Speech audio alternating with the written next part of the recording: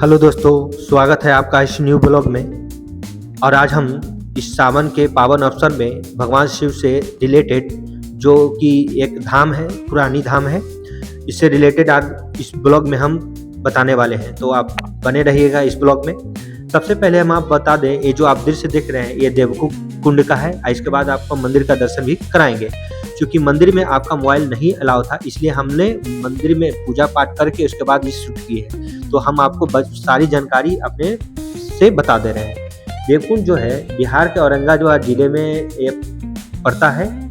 बिहार के औरंगाबाद जिले में ये शिव का प्राचीन मंदिर में से एक है। क्यों? क्योंकि ये भगवान विश्वकर्मा के द्वारा बनाया गया मंदिर है। इसका अंदर से गर्भगृह में जब प्रवेश कीजिएगा, जहाँ इसका शिवलिंग है वो भी अद्भुत है। क्योंकि सब जगह शिवलिंग जो है काले पत्थर से बना होता है, ये जो शिवलिंग है नीले पत्थर से बना हुआ है। और हम लोग अंदर जब मंदिर में गए तो 1-1:30 बजे रात में गए, तो यहाँ से इसमें शिवलिंग को छू करके अच्छे से हम लोग का दर्शन भगवान बाबा का शिव का हुआ है। इस शिव मंदिर का जो शिव जी का जो नाम है, बाबा दुधेश्वर नाथ के नाम से जाना जाता है। ठीक है ना। बाबा का भी अलग अलग नाम है, अलग अलग धाम पे अलग अलग नाम से जाना जाता है। यहाँ इनको दुधेश्वर नाम से जाना जा रहा है। यहाँ पे विशेष करके यहाँ सोमवार को और अन्य जब से शिवरात्रि और अन्य पर्व त्योहार आता है तो यहाँ विशेष करके काफी भीड़ होता है। कब के हजारों के तादाद में श्रद्धालु थे रात के 1:30 बजे।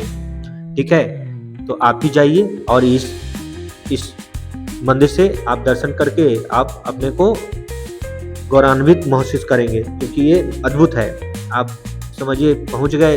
बोला जाता है कि भगवान जिनको बुलाते हैं वही पहुंचता है, जिनको नहीं बुलाते वो नहीं जा पाता है। कुछ ऐसा ही मानता है इस मंदिर का भी है। तो अंदर आप जाएं, एक बार दर्शन करें। इसके बाद हम इसके कुंड है और इसके आसपास में प्रसाद और रहने खाने का व्यवस्था उतना अच्छा नहीं है, क्योंकि ये थोड़ा सा औरंगाबाद से कम 10 किलोमीटर अंदर में पड़ता है। गांव देहात में मंदिर है, तो काफ़ी ये अच्छा है। आपका प्राकृतिक सौंदर्य से भरपूर है। यहाँ एक मंदिर में खास बात है कि यहाँ जो है ना सालों धुआं निकलते रहता है इस मंदिर से। बोला जाता है कि यहाँ कोई भी आग प्रज्वलित नहीं होती है, फिर भी इस मंदिर से जो सटे है, एक जो बाउंड्री करके बनाया गया है, वहाँ से धुआं निकलते रहती है। तो ये भगवान शिव का एक अद्भुत चमत्कार है ये, जो आपको कहीं कहीं ही मिलता है। जैसे पुरी में बोला जाता है कि उसका ध्वज का छाया नहीं कहीं बन पाता है, उसी तरह से इस मंदिर में कभी भी धुआं शांत नहीं होता है। सालों कभी भी आप जाइए धुआं निकलते ही रहेगा। ये भी इस मंदिर का चमत्कार है जो अपने आप में देखने योग्य है। आप जाइए, ये मंदिर जो है देखिए, गर्भगृह में कितना लोग भीड़ लगाए हुए हैं। रात के 1:30 बजे जो कि हम लोग पूजा करके निकल गए, उसके बाद ये वीडियो शूट करें, क्योंकि अंदर मंदिर में मोबाइल ले जाना अलाउ नहीं है। काफी प्रशासन की व्यवस्था है। और यहाँ नाच गान, जिसे भक्तिमय गाना, इस तरह से यहाँ चल रहा है। मतलब भक्तिमय माहौल बना हुआ है। तो ये हमको बहुत अच्छा लगा। आप लोग भी जाएंगे, इसको जाएंगे। ये पूरी जानकारी को आपको इस ब्लॉग में हम देने का कोशिश कर रहे हैं। देखिए, ये इसके आसपास में भी कई मंदिर बनाया गया है और काफ़ी इसको अच्छा बना दिया गया है। ये पहली बार था मेरा, क्योंकि हमको एक सर ले गए थे जो औरंगाबाद के ही रहने वाले हैं, तो इसका दर्शन हुआ। ये फर्स्ट सोमवारी को हम लोग पहुँचे हैं, तो काफ़ी हम लोग भगवान का कृपा थी कि हम लोग पहुँच पाए, सोमवारी का दर्शन हो पाया। और ये देखिए, एक कुआं भी है, एक नंदी है, इनकी सवारी काफ़ी सभी जगह इन लोग श्रद्धालु लगे हुए हैं। एकदम मंदिर में तवातोड़ भीड़ जा रहा है, क्योंकि 2-3 बजे के बाद तो यहाँ और भीड़ लगने वाली है। फिर हम इसके बाद इस मंदिर का दर्शन करके, इस मंदिर में दर्शन करने से पहले आप लोग को एक कुंड दिखाए थे, उसमें स्नान करके जाना होता है। यही आसपास में मेला लगा हुआ है, प्रसाद ले सकते हैं, खाने पीने की वस्तु ले सकते हैं, कुछ खिलौने वगैरह भी खरीद सकते हैं। इस तरह का व्यवस्था है यहाँ मंदिर में, मंदिर के परिसर में। और जागरण की व्यवस्था है। तो इस तरह से काफ़ी हमको अच्छा लगा। काफ़ी किफ़ायती रेट है यहाँ। लोग आम ही गांव के निवासी लोग यहाँ इस तरह का मेला में शामिल हो चुके हैं। तो काफ़ी ये किफ़ायती है। हर चीज़, पेड़ा हो, चूड़ा हो, प्रसाद तो प्रसाद होता है, लेकिन फिर भी काफ़ी सभी जगह से कीमत काफ़ी कम है। और देख रहे हैं इस तरह का व्यवस्था है। विश्वकर्मा के द्वारा बनाया गया मूर्ति है ऊपरी का स्ट्रक्चर जो है आदमी के द्वारा बनाया गया है। इसका गर्भगृह जो है ना भगवान विश्वकर्मा के द्वारा बनाया गया है। देखिए प्रशासन की व्यवस्था भी टाइट है। सोचिए क्या कितना है, हम लोग नहीं जानते इस मंदिर के बारे में, इसलिए और सरकार के द्वारा इसको हाइलाइटेड नहीं किया गया है, प्रचार प्रसार नहीं किया गया, इसलिए यहाँ कम भीड़ है। नहीं तो काफ़ी ये देवघर की तरह भी एक बहुत बड़ा धाम भी बन सकता है। हम चाहेंगे कि ये आप लोग जाए, ये प्रचार प्रसार करें, ताकि ये भी एक बड़ा धाम में विकसित हो पाए।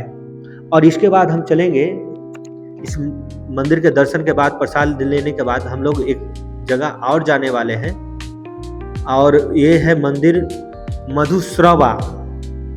आप जब सर्च करके देखेंगे नेट पे तो मधुश्रवा लिखेगा, लेकिन इस मंदिर में भी ठीक ना मधुश्रवा सूर्य मंदिर लिखेगा, क्योंकि वहाँ सूर्य घाट है और राजे महाराजा और भगवान श्री राम के द्वारा भी यहाँ महाभारत का भी जिक्र किया गया है इस मंदिर में।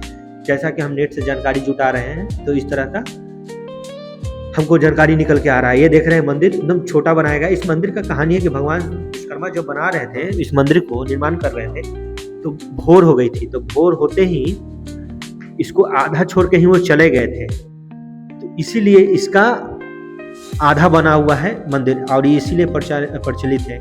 ये भी बिहार के अरवल जिले कलेर प्रखंड में पड़ता है, और यहाँ भगवान शिव का दूसरा नाम से जाना जाता है। यहाँ मधेश्वर नाथ के नाम से जाना जाता है, भगवान शिव का दूसरा नाम है ये। हम बोले थे कि जहाँ जहाँ आप घूमिएगा तो वहाँ वहाँ मंदिर का से रिलेटेड बाबा का अलग अलग नाम होता है, इसलिए इसका नाम क्या है, मधेश्वर नाथ। ये देखिए यही नदी है, यही तालाब है, यही कुंड है जिसमें छठ का होने का मान्यता है। छठ में काफ़ी यहाँ मेला और समझिए एकदम अद्भुत नज़ारा हो जाता है। चारों तरफ भीड़ भाड़, बहुत लंबा चौड़ा नदी है, इसी से नहा करके यहाँ हम लोग पूजा करने आने हैं। तो ये जो है मेहंदिया के लगभग में पड़ता है, ये आसपास में पड़ता है। और सावन मेले में या धार्मिक अवसर में, खास करके शिवरात्रि वगैरह में काफ़ी यहाँ भीड़ हो जाता है ठसमठस। ये रात के हम लोग 2:30 बजे पहुँचे हैं, कि जो देवकुंड से हम निकले 1:30 बजे, और वहाँ से हम लोग 1-1.5 घंटा के बाद यहाँ पहुँचे हैं। तो हम 2 धाम आपको इस ब्लॉग में दिखाने का कोशिश कर रहे हैं दोस्तों।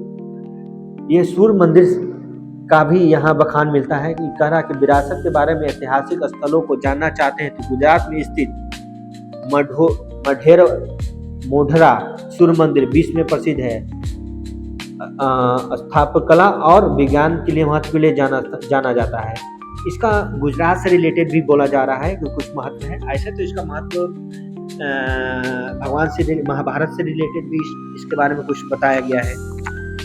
तो आप जितना इसके नेट में सर्च करिएगा उतना आपको मिलता जाएगा। तो दोस्तों ये कैसा लगा ब्लॉग आप बताइएगा, आप इसके बारे में कभी जाइएगा, यहाँ घूमिएगा, अपने दोस्तों को बताइए। और ये ब्लॉग कैसा लगा आपने कमेंट माध्यम से हमें जरूर बताइएगा, क्योंकि हम इसी तरह का ब्लॉग लाते रहें। दोस्तों ब्लॉग में बने रहने के लिए धन्यवाद।